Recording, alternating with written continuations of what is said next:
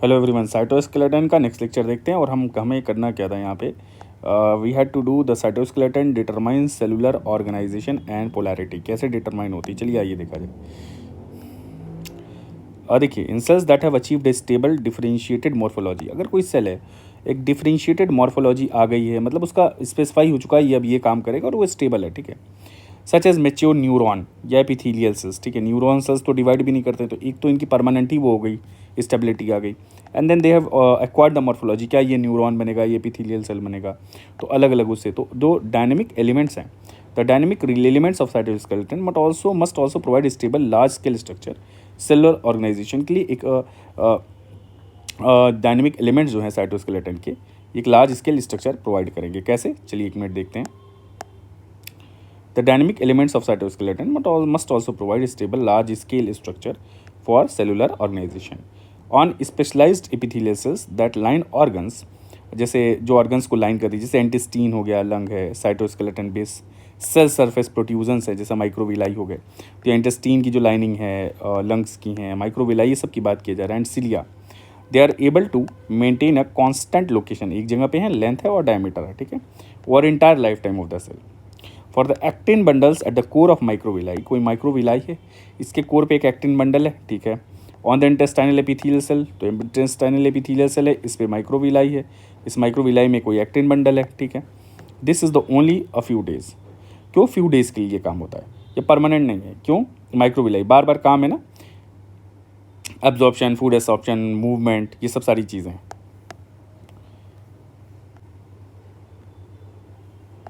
तो ये entire life time वाले से डिफरेंशिएट हो गया, ठीक है। जैसे epithelial cells that line organ, जैसे intestine, lung, cytoskeleton, base cell surface, कुछ प्रोट्यूजन्स हैं यहाँ पे जो हो गया, वहाँ इंटर लाइफ टाइम के लिए। पर यहाँ पे अगर माइक्रोविलाई की बात की जाए इंटेस्टाइनल एपिथेलियल सेल्स के लिए, तो जो एक्टिन बंडल्स हैं कोर पे माइक्रोविलाई के, is only for few days. But the actin bundles are the core of stereocilia, जो हेयर सेल्स हैं, जो इनर ईयर के जो हेयर सेल्स हैं, जो हेयर सेल्स हमने पहले भी देखा था, उसके इनर ईयर पे जो एक्टिन बंडल है, they must maintain a stable organisation for the entire life time. तो इंटर लाइफ टाइम तक एक स्टेबल ऑर्गेनाइजेशन है, जो चेंजेस नहीं होते, फ्लेक्सिबिलिटी नहीं आती। Since these cells do not turn over, ठीक है, एक फिक्स हैं, झड़ते रहते हैं। देखिए इंटेस्टाइनल लाइनिंग है, शट ऑफ होती रहती है थोड़ा, तो वहाँ पे जो चाहिए वही है कि there for the shorter duration and all that, but यहाँ पे ऐसा कुछ नहीं है। Nonetheless, the individual actin filaments, nonetheless जो कहा है कि जो individual actin filaments हैं, they remain strikingly dynamic and are continuously remodeled and replaced every 48 hour। तो हर 48 आवर पे रिप्लेस होते हैं क्या, जो इंडिविजुअल एक्टिन फिलामेंट्स हैं, even with in stable surface structure that persist for decades, ठीक। तो they continuously remodelled and replaced every 48 hours, remain strikingly dynamic. किसकी बात की जा रही है, ये बात की जा रही है nonetheless the individual actin filaments, ठीक।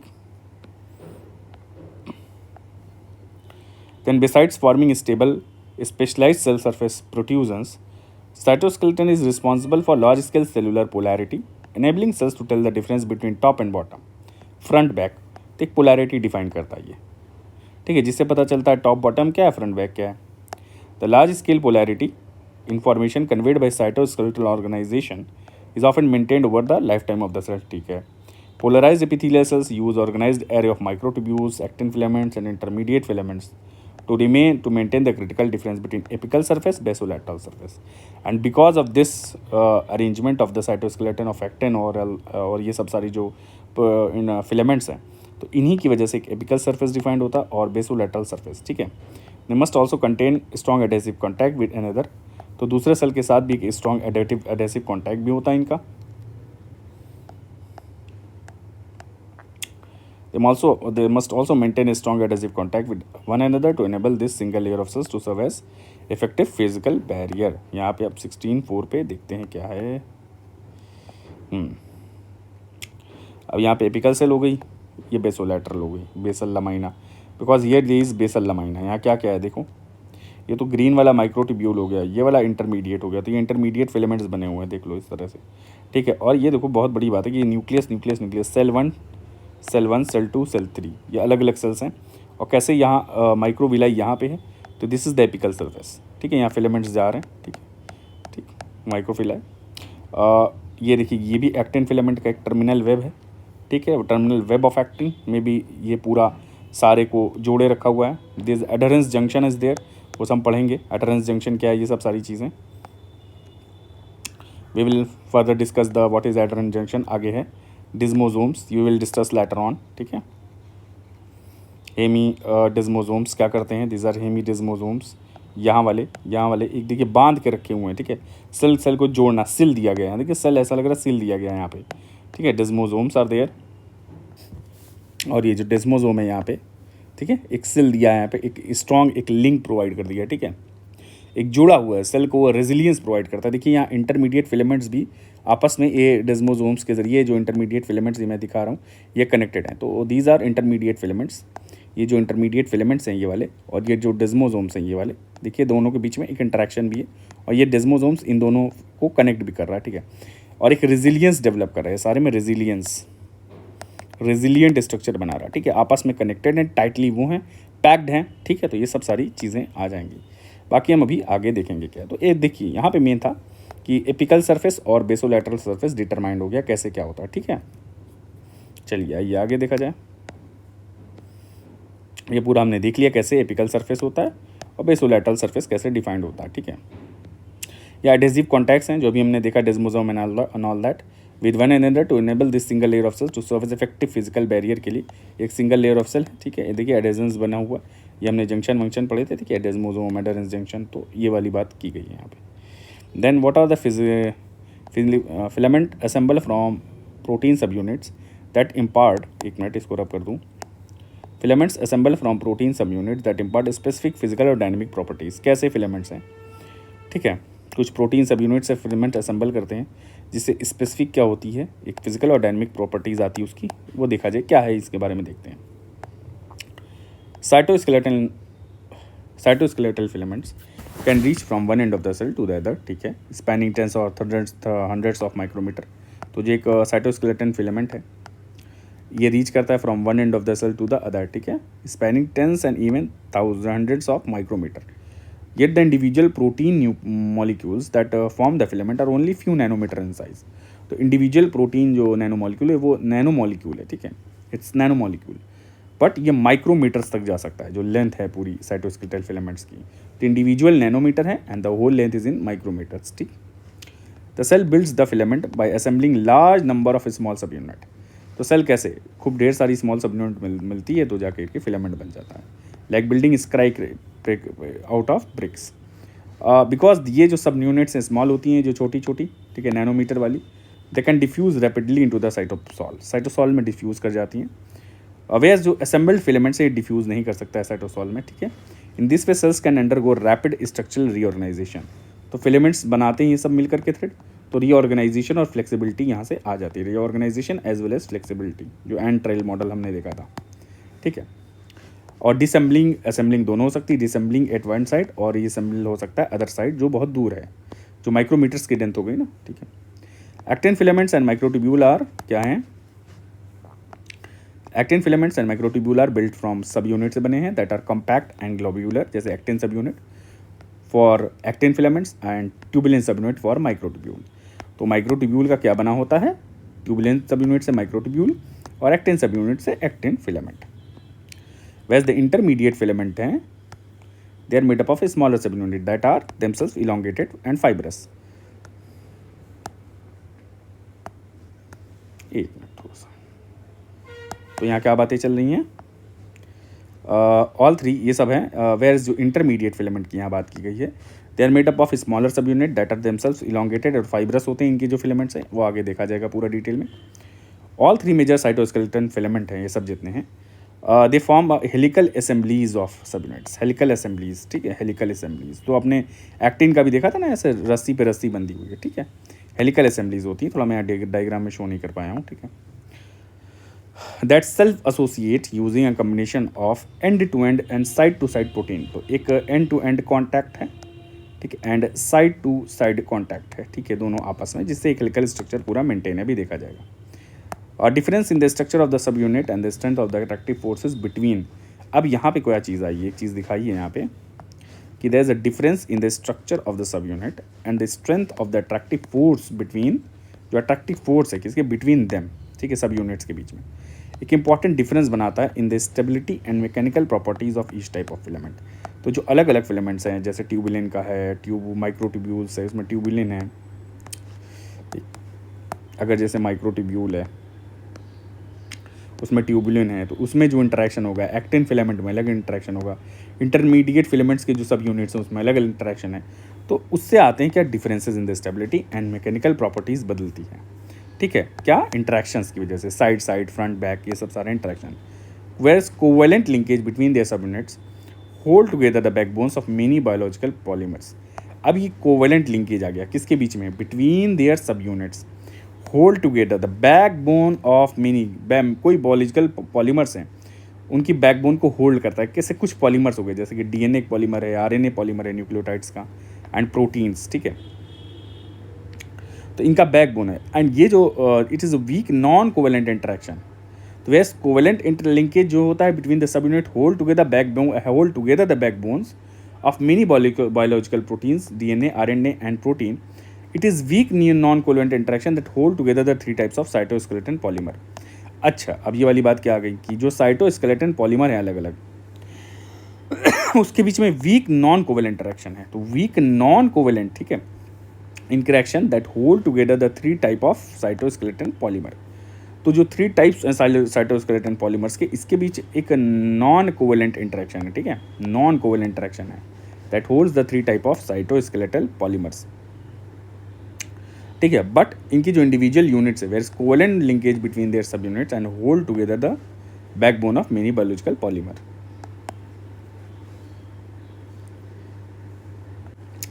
तो ये जो पूरा ये एक्सप्लेन किया है, ये कहने का मतलब ये है कि जो डीएनए है, आरएनए है, इनमें कोवेलेंट बॉन्ड्स हैं। तो कोवेलेंट बॉन्ड्स की वजह से क्या आती है, इसमें स्टेबिलिटी आती है, क्योंकि एनर्जी चाहिए तोड़ने के लिए। इन बॉन्ड्स को तोड़ने के लिए you need a lot of amount of energy, ठीक है। और यहाँ पे जो इंटरेक्शंस है फिलामेंट्स के बीच में, इंटरेक्शंस है फिलामेंट्स के बीच में जो इंटरेक्शंस हैं 3 तरह के filaments, that is this weak non covalent interaction. ये वीक होता है नॉन कोवेलेंट। अब इस वीक नॉन कोवेलेंट इंटरेक्शन होने की वजह से क्या होता है, असेंबली, या आराम से टूट जाते हैं, और डिसअसेंबली। तो इंटरेक्शन है डिसअसेंबली, तो असेंबली और डिसअसेंबली जो होती है आसानी से हो जाती है, ठीक है। तो because they are non covalent interaction, तो असेंबली भी हो जाएगी, डिसअसेंबली हो जाएगी, जुड़ जाएंगे और टूट भी जाएंगे अलग अलग। But the covalent interaction here जो डीएनए है, आरएनए है, ये स्टेबिलिटी होती काफ़ी, तोड़ना आसान नहीं है। Because DNA as it is proteins हो गई कुछ, तो वो बहुत इंपॉर्टेंट है ऑल फंक्शंस के लिए। तो असेंबली बार बार नहीं करना है, ठीक है। तो कुछ स्टैटिक फंक्शंस हैं, लॉन्ग टर्म फंक्शंस, उनको करना है, तो वो अगर टूटने लगे तो दिक्कत हो जाएगी। बट डीएनए जैसे जेनेटिक इन्फॉर्मेशन है, अगर ये टूटने लगा तो कैसे पास ऑन होगा, ठीक है। कैसे डीएनए ही अगर नॉन कोवेलेंट इंटरेक्शंस हो जाए डीएनए में, तो how the DNA will be passed on generation to generation, कैसे स्टोर होगी इन्फॉर्मेशन। तो यहाँ डीएनए में covalent interaction, but here the filaments are, ये यही कहा गया कि it is non covalent interaction, बस, ठीक है। Hold together the 3 type of cytoskeleton polymer. चलो आइए देखते हैं।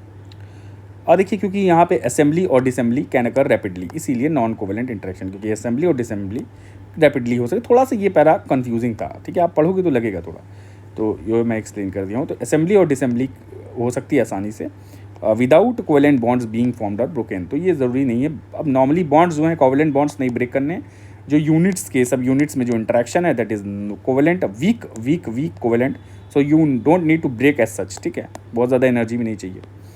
ज़्यादा बॉन्ड कोवेलेंट है तो इसमें वीक स्ट्रॉन्ग हो जाएगा, तो एनर्जी ज़्यादा आपको देनी पड़ेगी। The subunits of actin filaments and the microtubules, इसको मैं थोड़ा रब कर दूँ। The subunits of the actin filament और जो माइक्रोट्यूब्यूल हैं, they are asymmetrical and bind to one another head to tail form में बाइंड करते हैं। जैसे फॉर एग्जांपल देखिए, ये होगा हेड टू टेल रीजन है, यहाँ पे थर्मली स्टेबल हो गया। यहाँ पे 1 मिनट, हेड टू टेल मैं दिखा रहा हूँ आपको, ये एक्टिन है, अभी आगे एक्टिन बाइंडिंग प्रोटीन है। तो चलिए आइए हेड टू टेल, मैं आपको बाद में दिखाऊंगा। तो हेड टू टेल एक एसिमेट्रिक स्ट्रक्चर है, ठीक है, ताकि सब एक डायरेक्शन में पॉइंट करते हैं, ठीक है। हेड टू टेल रीजन है so that they all point in one direction and the सब unit polarity gives the filament, एक स्ट्रक्चरल पोलैरिटी आती है पूरे लेंथ में, ठीक, और makes the 2 end of each polymer behave differently. तो हर एक एंड डिफरेंटली बिहेव करता है। In addition to actin and tubulin subunits are both enzymes, तो इन एडिशन एक्टिन और जो ट्यूबुलेंट सब यूनिट्स हैं are both enzymes that catalyse the hydrolysis of nucleoside triphosphate ATP JTP respectively. ठीक है, तो ये बहुत बड़ी बात कही गई है। यहाँ पे देखते हैं, एक बार सब यूनिट वाला आपको बता दूँ, लेट मी शो यू, अगर इसी में ही कहीं दिखा हुआ हो तो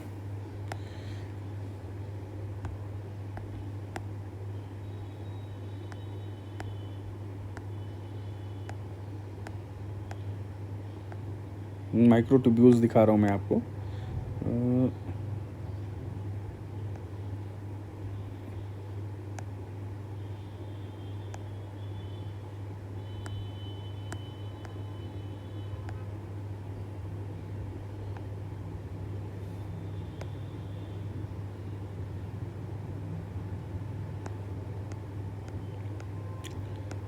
चलिए आगे वैसे लेक्चर लूँगा तो उसमें आगे मिल ही जाएगा।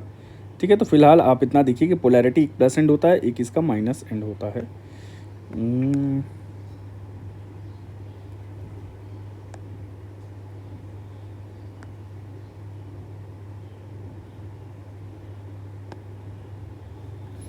ये है माइक्रोट्यूब्यूल्स। देखिए यहाँ दो सब यूनिट है, देखिए एक ट्यूबुलेंट हेटेरोडाइमर है, इट इज़ अ हेटेरोडाइमर। ठीक है, तो एक बीटा सब यूनिट होती है, एक अल्फा सब यूनिट है। ठीक है, ये ल्यूमेन बना हुआ है, ये प्लस एंड हो गया। ठीक है, ग्रोइंग, ये अल्फा ट्यूबुलिन हो गई। ठीक है, पूरा डाइमर देखिए बना हुआ है, ये देखिए डाइमर, और यहाँ पे बीटा ट्यूबुलिन हो गई, तो बीटा सब यूनिट और अल्फा सब यूनिट, और माइक्रोट्यूब्यूल की ये सब यूनिट हो गई जिसमें अल्फा ट्यूबुलिन है, beta tubulin, that is why it's known as asymmetric, it is asymmetric. ठीक है, एक प्लस ग्रोइंग एंड के साथ है एसोसिएटेड, एक माइनस, तो एक ल्यूमेन हो गया इसका। देखिए यहाँ बीच में ये दिखाई गई है, इस तरह से होती है। एक और सेक्शन है ऊपर से ये दिखा दिया गया, बीच में हॉलो है, बाकी सब यूनिट्स हैं अराउंड। ठीक है, और ये इस तरह से क्रॉस सेक्शन है, सिलेंड्रिकल है, it is cylindrical form.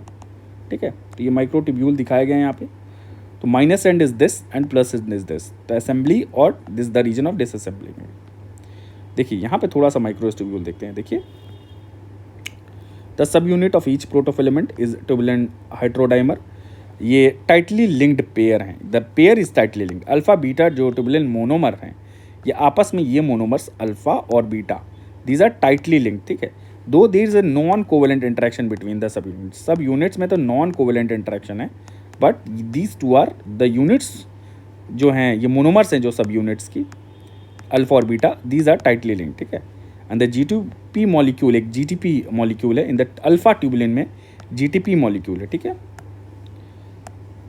GTP molecule. ठीक है, अल्फा ट्यूबुलिन मोनोमर, और इतना टाइटली बाउंड है that it can be considered as an integral part of the protein. तो एक अल्फा सब यूनिट में GTP मॉलिक्यूल है जो कि बहुत इंटीग्रल माना जाता है इसके, और द GTP मॉलिक्यूल जो बीटा सब यूनिट में है, how is less tightly bound, यहाँ पे GTP लेस टाइटली बाउंड है। ठीक है, लेसर टाइटली बाउंड, यहाँ पे बहुत ज़्यादा टाइटली बाउंड है। ठीक है, और इंपॉर्टेंट रोल इसका फिलामेंट डायनेमिक्स में, it has important role in filament dynamics, filament dynamics, बढ़ना घटना, तो इट्स बीटा सब यूनिट का GTP। And both nucleotides are shown in, यहाँ पे रेड में देखा गया है। ठीक है, ये रेड में। ठीक है, तो यहाँ पे अगर मैं एक डायग्राम एक और ये दिखाऊँ, ये दिस वो थोड़ा सा क्लियर वो हो जाए, let me show you.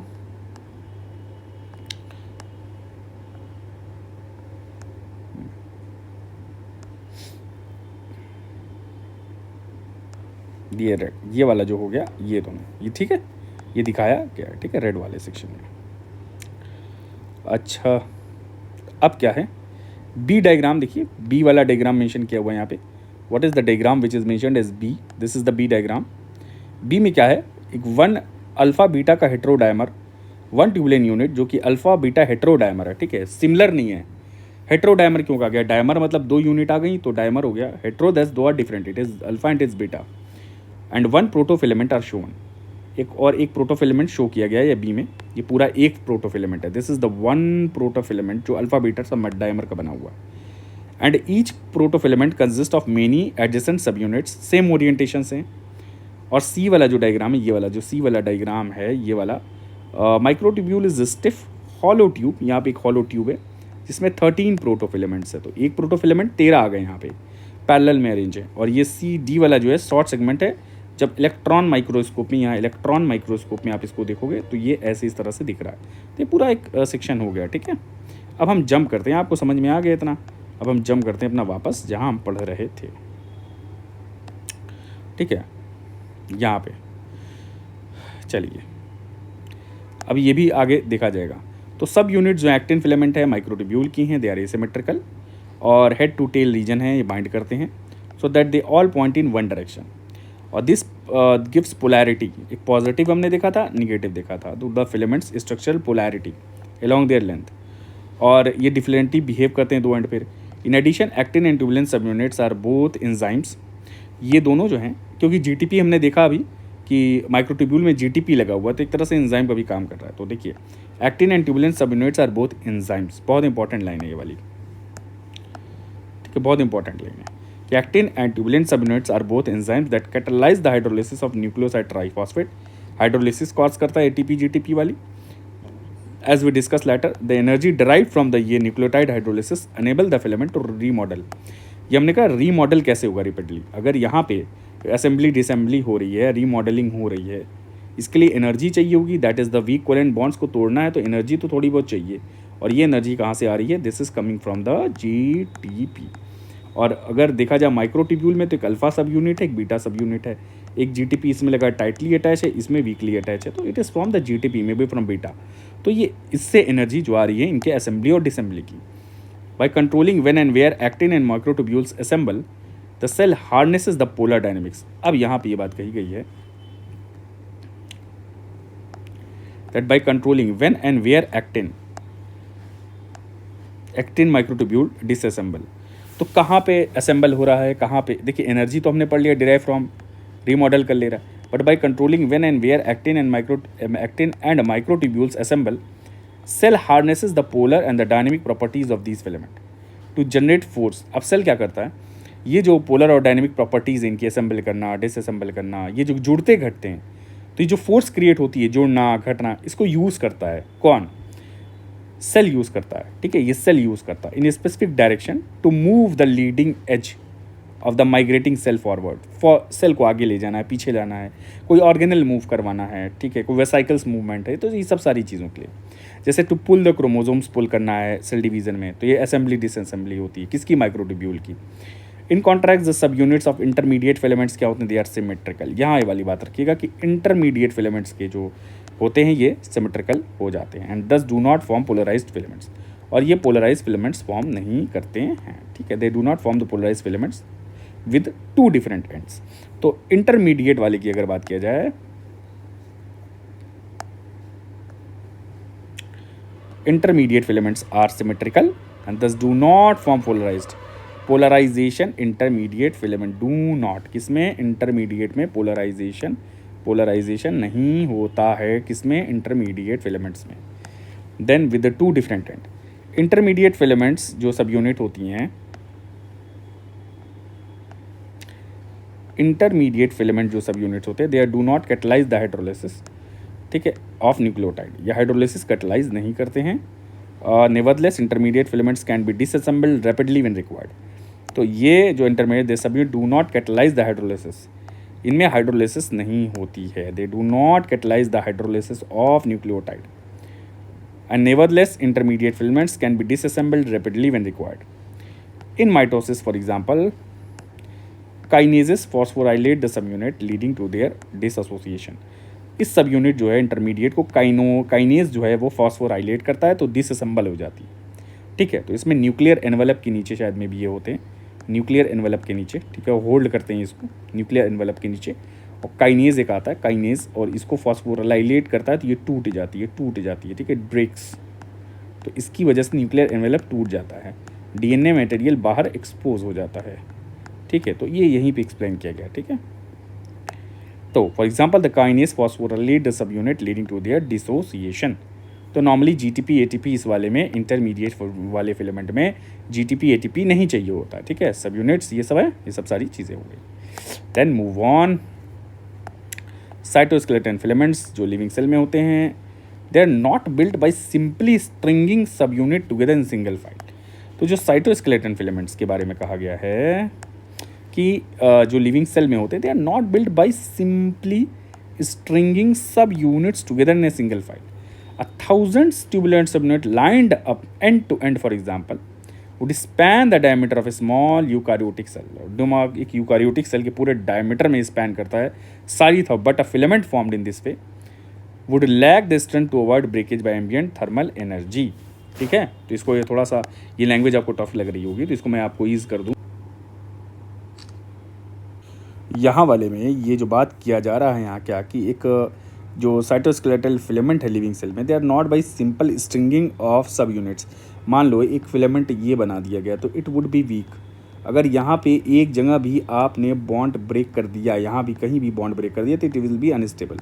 But multiple protofilaments के बने होते। प्रोटोफिलामेंट्स हमने देखा था 13 थे। ठीक है, प्रोटोफिलामेंट्स किस में थे? माइक्रोट्यूब्यूल में।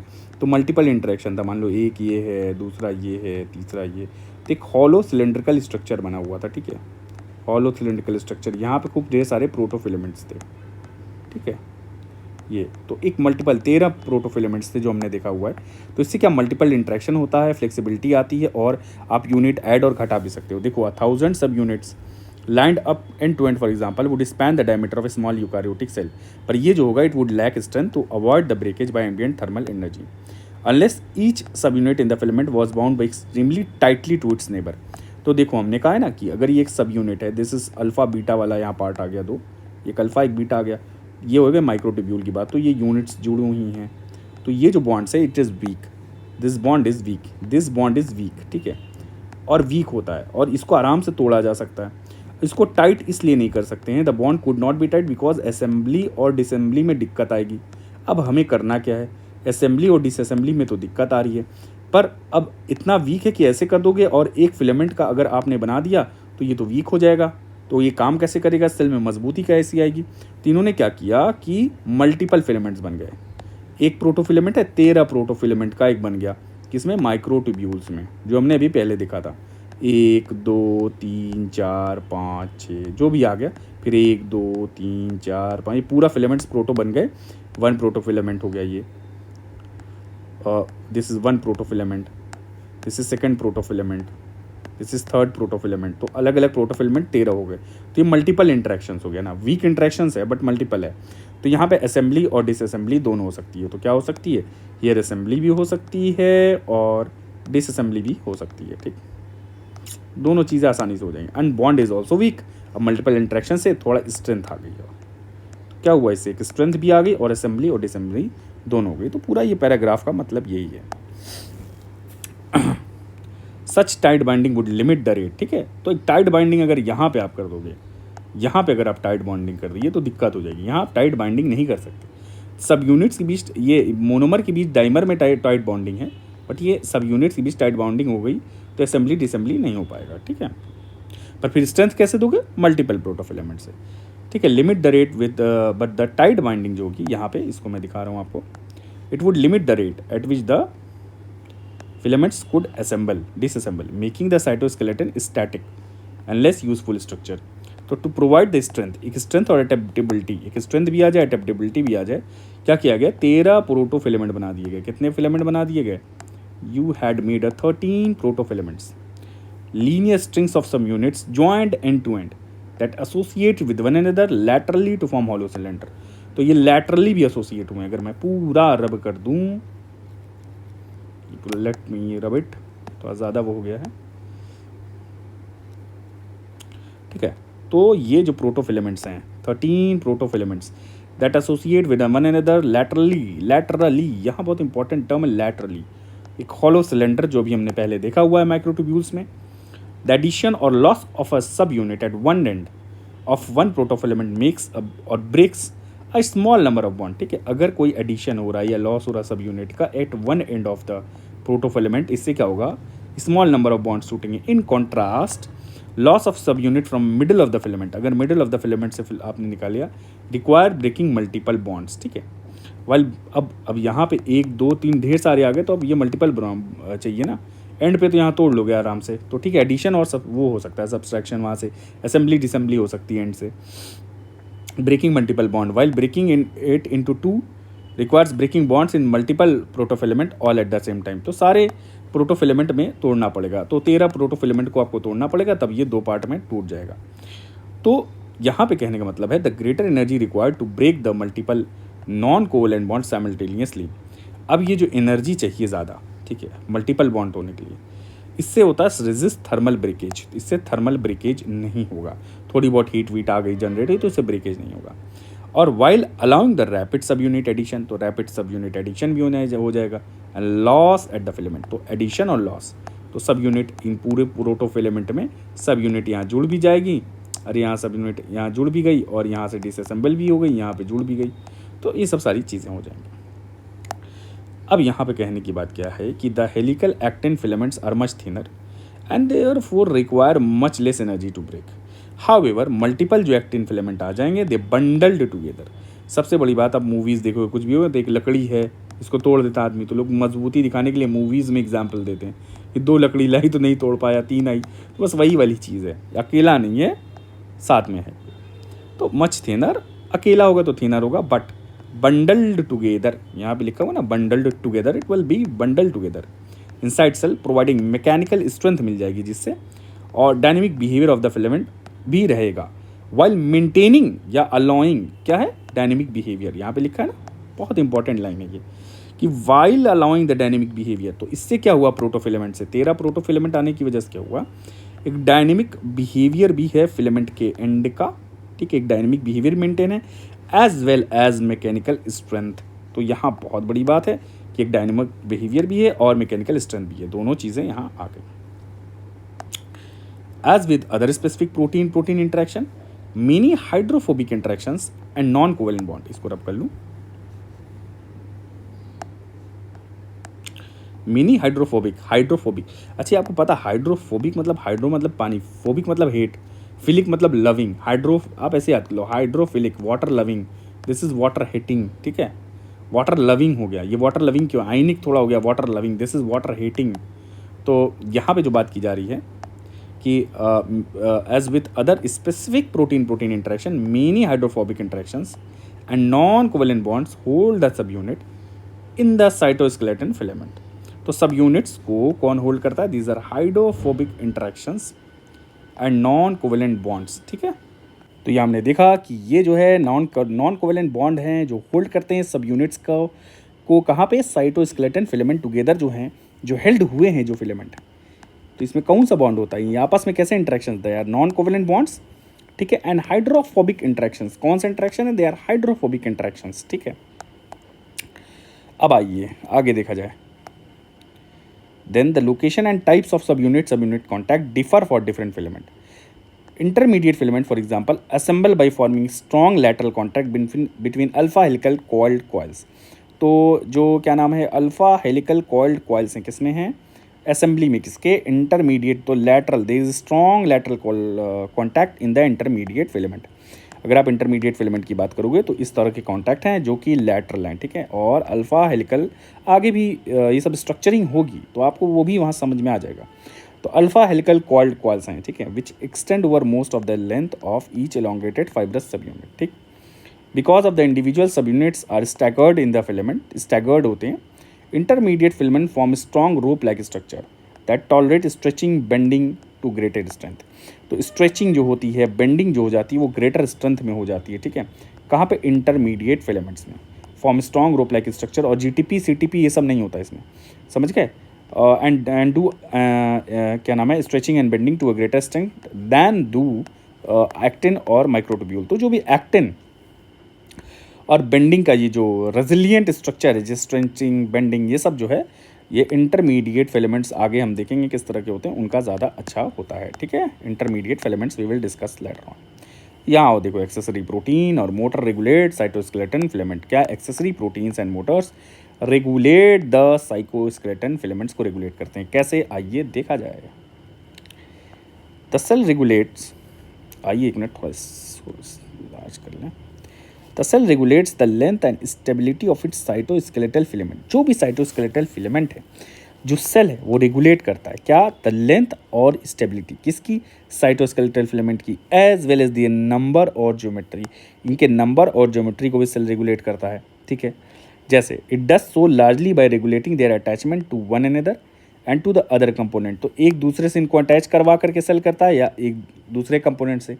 सो दैट जो फिलामेंट है they can form a wide variety of higher order structure, ये wide variety of high order structure बना सकें। हाई ऑर्डर, ये इंपॉर्टेंट लाइन है, हाई ऑर्डर स्ट्रक्चर बनाएगा। कौन बनाएगा? हाई ऑर्डर स्ट्रक्चर ये बनाएंगे। क्या नाम है इनका? फिलामेंट्स। और देखो फिलामेंट्स तो पार्ट ऑफ सेल ही है ना, सेल्स का न्यूक्लियस ही तो हर चीज़ कंट्रोल करता है। तो सेल्स का न्यूक्लियस जो जीन करेगा, जो प्रोटीन बनाएगा, वही सब फिलामेंट्स बनाएंगे। तो ultimately it is the cell which controls everything. ठीक है, चलिए आइए देखते हैं direct covalent modification of the filament subunit regulate some filamental properties. तो कुछ डायरेक्ट कोवेलेंट मॉडिफिकेशंस होते हैं। कैसे मॉडिफिकेशंस होते हैं? देखिए, some direct covalent modifications of the filament subunit regulate some filament properties, but most of the regulation is perform by hundreds of accessory protein. तो hundreds of accessory protein हैं जो इनके रेगुलेशन को maintain करते हैं। That determine the spatial, क्या spatial determine करते हैं? क्या स्पेशियल? डिस्ट्रीब्यूशन और डायनेमिक बिहेवियर, या तो डिस्ट्रीब्यूशन और डायनेमिक बिहेवियर को इफेक्ट करते हैं of the filament, converting information receive through signalling pathway to cytoskeletal action. कोई भी सिग्नलिंग पाथवे से मैसेज आया है, ये सेल है, सेल के सरफेस पे रिसेप्टर हैं, कोई लिगेंड बाइंड किया या कुछ इंटरेक्शन हुआ दूसरे सेल से, फिर इंट्रासेलुलर रिस्पॉन्स होता है। इंट्रासेलुलर रिस्पॉन्स, ठीक है, इंट्रासेलुलर रिस्पॉन्स, ठीक है। तो उससे वो डीएनए में फिर चेंजेस वेंजेस आते हैं। ठीक है, यहाँ पे जैसे जैक स्टेट, जे के स्टेट पाथवे है, फिर क्या नाम है, फिर एडिनाइलिल साइक्लेज वाला पाथवे है जिसमें जीएमपी यूज़ किया जाता है। ठीक है, हाँ ठीक है। तो ये सब सारी चीज़ें वो आगे हम सेल टू सेल जो इंटरेक्शन देखेंगे तो बहुत अच्छा चैप्टर है, तो उसको भी आप कर सकते हैं। सेल साइकिल देखा जाएगा, सेल टू सेल इंटरेक्शन देखा जाएगा, तो मज़ा आएगा आपको। ठीक, काफ़ी ठीक है। तो साइटोस्केलेटल एक्शंस होते हैं फिर। तो ये जो एक्सेसरी प्रोटीन होती हैं ये फिलामेंट को बाइंड करती हैं और डिटरमाइन करती हैं the sites of assembly of new filament, कहाँ आके जुड़ेगा। To regulate the partitioning of polymer protein between the filament and sub unit forms, to change the kinetics of filament assembly and to disassembly and to harness the energy to generate force and to link the filament for to one another or to other cell structures such as organelle and plasma membrane। तो पूरा कहने का मतलब ये है कि सब जो these accessory ये जो प्रोटीन आती हैं या फिलामेंट पे बाइंड करती हैं या सब यूनिट पे बाइंड करती हैं, किस लिए? To determine the sites of assembly of new filament का साइट कहाँ पे नया फिलामेंट आगे जुड़ेगा। Partitioning of the polymer protein को डिवाइड करना है। ठीक है, regulate the partitioning of polymer proteins between the filament and the सब यूनिट फॉर्म्स। ठीक है, to change the kinetics of filament assembly की काइनेटिक्स चेंज करना, कि जोड़ना है कि घटना है, कहाँ जाना है, सब सारी चीज़ें। डिसअसेंबली, एनर्जी हार्नेस करना टू जनरेट फोर्स, अगर यहाँ जोड़ रहा है तो एनर्जी हार्नेस हुई। ठीक है, तो कैसी फोर्स जनरेट होगी, क्या करना है, ये सब सारी चीज़ें। Then and to link the filament to one another और टू अदर सेल स्ट्रक्चर से जोड़ना, ये सब सारी चीज़ें होती हैं। या प्लाज्मा मेम्ब्रेन से कई बार जोड़ना होता है। तो ये सब सारे काम होते हैं अदर एक्सेसरी प्रोटीन्स का। तो ये सब फिलामेंट्स के जो भी फंक्शंस हैं they are controlled by, main बात ये है कि accessory protein structures are there, the accessory यहाँ प्रोटीन बाइंड। तो ये बहुत इंपॉर्टेंट लाइन आपके लिए हो गई है, because these are the accessory protein structures that control this all the phenomena जो अभी हमने पढ़ा हुआ है। ठीक है, इन दीज प्रोसेसेस अब ये सारे प्रोसेस में the accessory protein bring cytoskeletal structure under the control of extra cellular और इंट्रा सेलुलर सिग्नल्स। तो कुछ एक्स्ट्रा सेलुलर और इंट्रा सेलुलर सिग्नल्स होते हैं जिनके अंडर ये काम करने लगता है। तो द साइकोस्केलेटल जो एक्सेसरी प्रोटीन है इस पूरे स्ट्रक्चर को किसके कंट्रोल में ले आ देता है? एक्स्ट्रा सेलुलर और इंट्रा सेलुलर सिग्नल के। ठीक है, इंक्लूडिंग दोज जो क्या होते हैं, जो ट्रिगर करते हैं ट्रांसफॉर्मेशन ऑफ साइटोस्केलेटन। मेनली यहाँ क्या होता है? Triggering of the cytoskeleton, transformation of the cytoskeleton. ठीक है, दैट अकर ड्यूरिंग, जैसे cell cycle, that occur during each cell cycle में जो हो रही है। जैसे वहाँ पे हमने पढ़ा था ना, काइनेज आता है, फिर काइनेज फॉस्फोराइलेट करता है। ठीक है, एक प्रोटीन होती है अंदर, laminin protein, this is intermediate, this is laminin में भी लैमिनिन, इसको फॉस्फोराइलेट किया तो ये टूट गई, तो न्यूक्लियर एनवेलप डिसअसेंबल हो गया। क्यों? During the cell cycle. तो बस यही वाली चीज़ है। ठीक, तो these are proteins, some proteins जैसे kinases is a kind of protein. इसका काम क्या होता है? Phosphorylation. This is also an enzyme. क्या होता है? ये एंजाइम होता है। ठीक है, अब क्या हुआ? Acting together The accessory protein enable the eukaryotic cell to maintain highly organized but flexible internal structure. तो actin together the accessory protein ये एनेबल करते हैं यूकारियोटिक सेल को एक हाईली ऑर्गेनाइज स्ट्रक्चर बनाए रहे, फ्लेक्सिबल इंटरनल स्ट्रक्चर और many cases to move. ठीक है, तो ये सब सारी चीज़ें हो गई हैं। ये देखिए इंटरमीडिएट फिलामेंट का डायग्राम दिया हुआ है, मूवमेंट कैसे मूव करवा रहा है। ठीक है, ये वाला 16:6 देखिए यहाँ पे देखते हैं।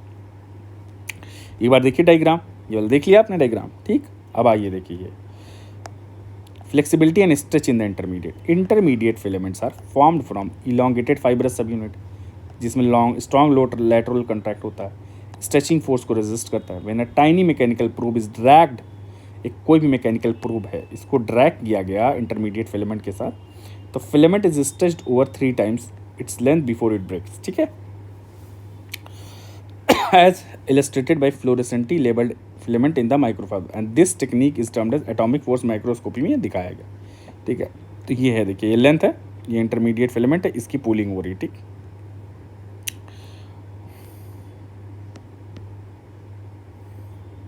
ये देखो ड्रैग किया जा रहा है इसको, ये इस तरफ, this is the dragging, stretching, देखा स्ट्रेच हो रहा है। ठीक है, यहाँ स्ट्रेच हुआ ये। ठीक,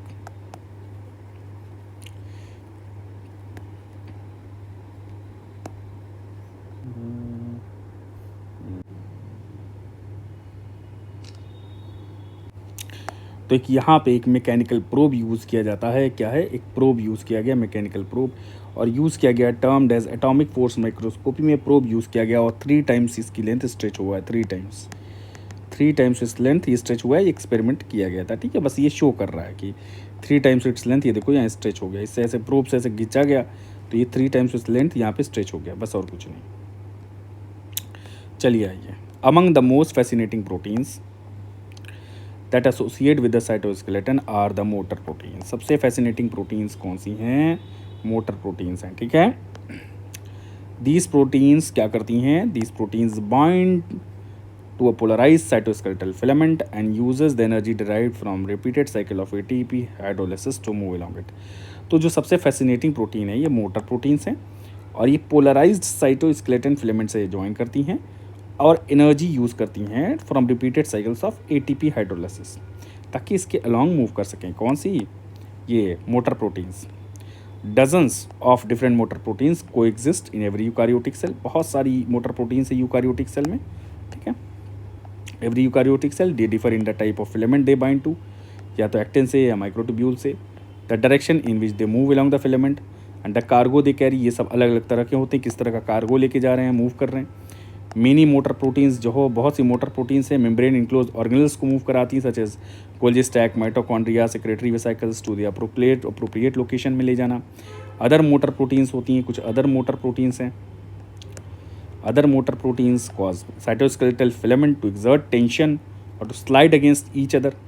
तो क्या करती है? साइटोस्केलेटल फिलामेंट्स में टेंशन क्रिएट करती हैं। टेंशन, ये इनको चाहती है टेंशन क्रिएट करें, स्लाइड अगेंस्ट ईच अदर, जिससे फोर्स जनरेट करना आना। ठीक है, जैसे मसल कंट्रैक्शन में सिलियरी बीटिंग है, सेल डिवीज़न में तो सेल डिवीज़न हो गया, सिलियरी बीटिंग हो गई, मसल कॉन्ट्रैक्शन, तो फोर्स भी जनरेट होती है। तो एक फोर्स जनरेशन भी बहुत इंपॉर्टेंट काम है इन लोगों का। ठीक है, साइटोस्केलेटल जो मोटर प्रोटीन है, ये जो क्या है, cytoskeletal motor protein move unidirectionally. ठीक है, ये मोटर प्रोटीन यूनिडायरेक्शनली मूव करती है long and oriented polymer track. कोई भी पॉलीमर ट्रैक है इस पर मूव करेंगी। ठीक है, along an oriented polymer track and are reminiscent of some other proteins and protein complex discussed elsewhere। ये सब सारी चीज़ें बाद में डिस्कस होगी बुक में। ठीक है, तो यहाँ कहा गया कि जो साइटोस्केलेटल मोटर प्रोटीन्स है जो यूनिडायरेक्टली मूव करती हैं पॉलीमर ट्रैक पे, ये सब कुछ रेमिनिसेंट हैं अदर प्रोटीन्स की या प्रोटीन कॉम्प्लेक्स की, discussed elsewhere in the book such as DNA polymerase helicase. तो इनके रेमिनिसेंट है, वो सब मोटर प्रोटीन बन जाती है। ठीक है, all this proteins have the ability to use chemical energy. एक लीनियर ट्रैक पे केमिकल एनर्जी यूज़ करते हैं अपने आप को प्रोपेल करने के लिए। ठीक है, with the direction of sliding dependent on the structural polarity क्या है ट्रैक पे, उसके हिसाब से। And all of them generate motion by coupling nucleoside triphosphate. तो ये कैसे मोशन जनरेट करते हैं? न्यूक्लियोसाइड ट्राईफॉस्फेट यूज़ करके, to large scale conformational changes. ये सब सारी चीज़ें 3.75 में दिखाया गया डायग्राम में। अब वहाँ जम करना पड़ेगा 3.75 वाला, चलो बाद में देख लेंगे। अगर मैं आपको मोटर प्रोटीन दिखा भी सकता हूँ, बट अभी मेरे नेट कनेक्शन नहीं है, इंटरनेट लाइट चली गई है। तो मोटर प्रोटीन्स किस तरह की होती हैं थोड़ा मैं अगर आपको दिखाऊँ, डायग्राम है, यहाँ पे ले लो, मैंने ये माइक्रोट्यूब्यूल ले लिया, ठीक, ये माइक्रोट्यूब्यूल है, छोटी छोटी सब यूनिट्स है इसमें। This is what, this is microtubule. अब यहाँ पे क्या हो गया, एक प्रोटीन आई है जिसको कहा जाता है काइनेसिन प्रोटीन, ठीक है।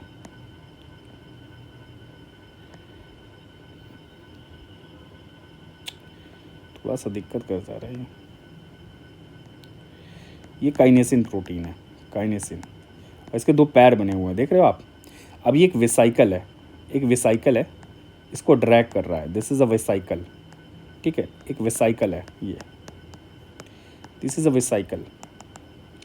इसको काइनेसिन ये अपने पैरों के जरिए, देख रहे हो, ये ड्रैग कर रहा है, और ये डायरेक्शन ऑफ द मूवमेंट है, ठीक। तो ये पॉजिटिव एंड हो गया, मान लो ये प्लस एंड हो गया, ये माइनस, तो पोलैरिटी के हिसाब से ये क्या पॉजिटिव की तरफ ले जा रहा है, ठीक है। अब एक तरह से और ले लो, तो काइनेसिन एक मोटर प्रोटीन, तो ये वाली जो प्रोटीन हो गई, this is the motor protein. अब यहाँ देखा जाए, यहाँ पे एक और प्रोटीन आई, यहाँ मान लो यहाँ पे एक प्रोटीन आई जिसका नाम है डाइनिन, एक डाइनिन प्रोटीन आई, इसमें अलग अलग सब यूनिट्स हैं, जो भी ऐसे स्ट्रक्चर बना हुआ है, ये डाइनिन सब यूनिट है, ये भी वेसाइकल को ले जा रही है, ये भी वेसाइकल है को। अब ये जो इस वेसाइकल को ले जा रही है, ये मूव कर रहा है इस डायरेक्शन में, it is also using ATP, पर ये वाली जो प्रोटीन है ये निगेटिव एंड की तरफ मूव कर रहा है, ठीक है। तो ये क्या हो गई, डाइनिन, तो dynein is moving towards a negative and, ठीक है। तो इस तरह की प्रोटीन्स हो गई, तो डाइनिन क्या होगा, निगेटिव एंड की तरफ जा रहा है, एंड दे ऑल आर, ये जो काइनेसिन हो गई ये डाइनिन, तो काइनेसिन कहाँ पॉजिटिव की तरफ, डाइनिन निगेटिव की तरफ, ठीक है, डिसअसेंबली की तरफ मूव कर रहा है, वेज kinesin is moving toward the दो वेसाइकल्स हैं, दीज आर वेसाइकल्स, ठीक है, ये भी वेसाइकल्स, ठीक। बस इतना डायग्राम आप याद रखिए। अब बैक्टीरियल सेल का ऑर्गेनाइजेशन है and division depend on homologous eukaryotic cytoskeletal protein, ठीक है। तो अब ये हम बाद में पढ़ेंगे नेक्स्ट लेक्चर से। देखें कितना समय हो गया है, ठीक है। अब इस रिकॉर्डिंग स्टॉप करते हैं, ठीक है, और नेक्स्ट लेक्चर से देखें, चाहे तो थोड़ा सा और कर सकते हैं, देखें। हाँ तो चलिए आज थोड़ा सा ये कर ही लें क्या, थोड़ा सा ये और देख लेते हैं बैक्टीरियल वाला, फिर देखते हैं।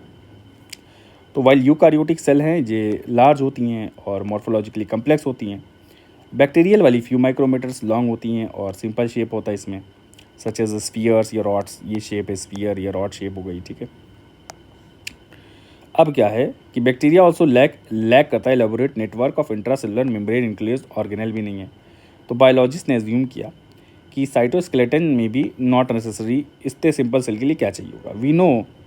We now know that bacterial contain homologs of all 3 eukaryotic cytoskeleton, जो तीनों यूकैरियोटिक साइटोस्केलेटन है हमारे पास उसका होमोलॉग्स है। ये बहुत बड़ी बात है कि we have the homologs of all 3 eukaryotic cytoskeleton. Furthermore bacterial जो एक्टिन और ट्यूबुलेंस हैं they are more diverse than eukaryotic version. तो लो भैया ये तो बात अलग ही हो गई, क्या बात अलग होगी कि फर्दरमोर द बैक्टीरियल एक्टिन्स और ट्यूबुलेंस है ये डाइवर्स हो गई यूकैरियोटिक वर्जन से, both in types of assemblies they form and their function they carried out.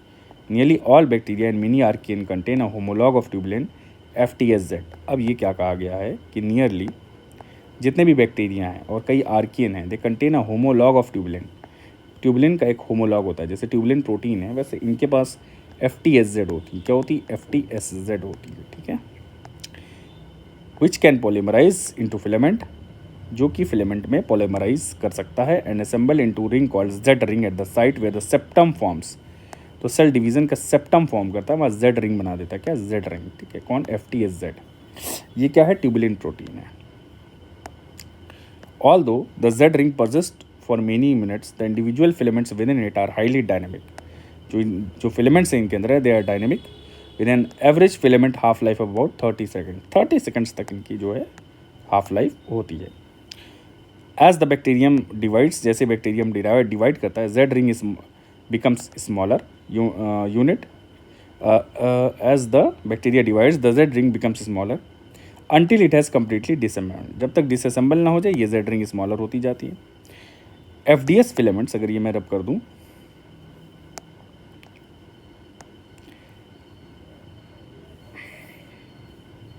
FTSZ filaments in the Z ring are thought to generate a bending force that drives the membrane invagination necessary to complete cell division। तो ये invagination जो चाहिए होता है, तो ये जो filaments हैं जेड रिंग में, ये जनरेट करते हैं बेंडिंग फोर्स, ठीक है, जिससे इन्वेजिनेशन होता है और सेल डिवीजन हो जाता है, ठीक है।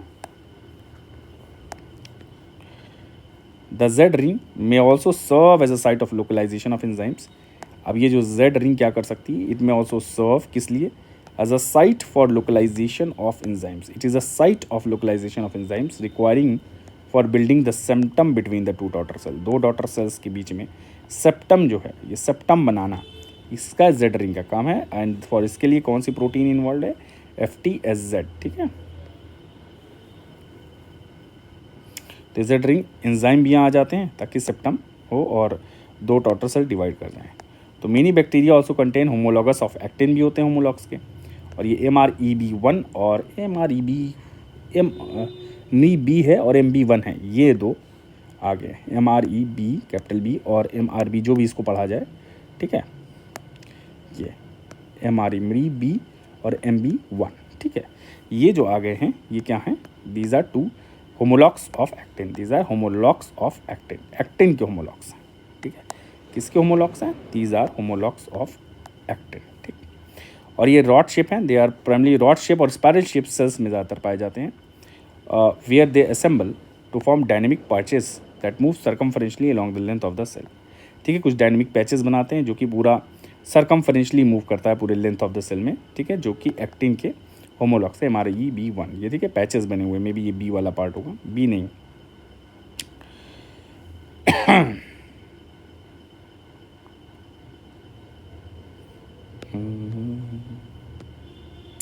ये कुछ एक्टिन होमोलॉग्स हैं, डायग्राम में दिखाया गया। जैसे ए वाला अगर डायग्राम देखा जाए तो यहाँ पे ए वाले डायग्राम में क्या है, ए वाले डायग्राम में MREB ये प्रोटीन है, ये पैच में है, made up of many short interwoven linear helical filaments.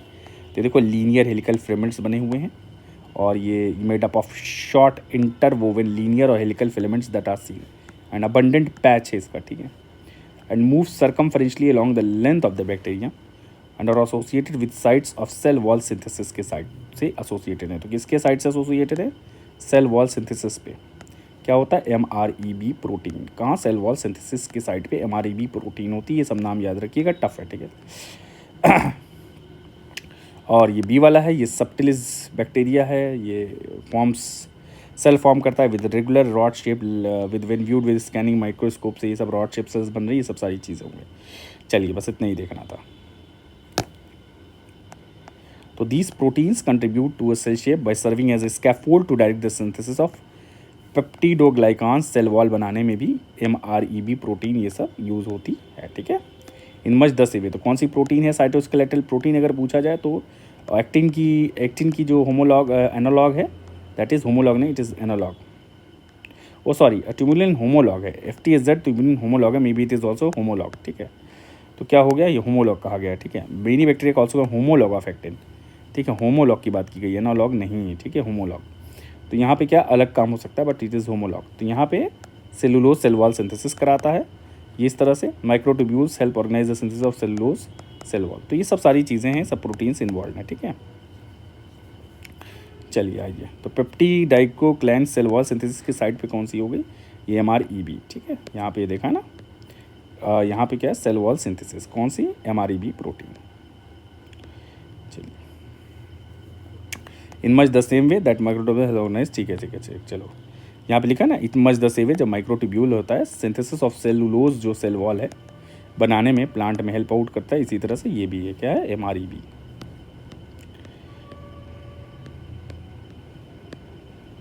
ये समरी है, फिर प्लांट सेल्स की बात हुई थी, ठीक है। अब यहाँ है एज विथ FTSZ, MREB और MB1 फिलामेंट्स आर हाईली, ये भी डायनेमिक होते हैं, फ्यू मिनट्स हाफ लाइफ से, और न्यूक्लियोटाइड हाइड्रोलिसिस कंपनी होता है पॉलीमराइजेशन में। अगर म्यूटेशन हो जाए, ऐसा चेंजेस लाओ जीन्स में, किसके जीन्स में चेंज लाना है, MREB के और MB1 के जीन में एक्सप्रेशन में चेंज आ गए अगर, और ये प्रोटीन्स एक्सप्रेस नहीं हो पाई, तो क्या होगा, it can cause extreme abnormalities in cell shape में एबनॉर्मलिटी आ जाएगी और क्रोमोजोम सेग्रीगेशन नहीं हो पाएगा। तो इससे देखा गया कि अगर म्यूटेशन आपने कर दिया तो ये सब सारी चीज़ें हो सकती हैं। सॉरी, क्या हो सकता है, सेल शेप चेंज हो सकता है और म्यूटेशन एबनॉर्मलिटीज़ आ सकती हैं। अब ये बाकी जो है मे बी मैं सोच रहा हूँ कि इसको नेक्स्ट लेक्चर से करूँ, ठीक है। Thank you. ये रिलेटिव्स ऑफ MREB और MB1 has more specialised rules, ये हम देखेंगे और बाकी फिर आगे लेक्चर कंटिन्यू करेंगे, ठीक है।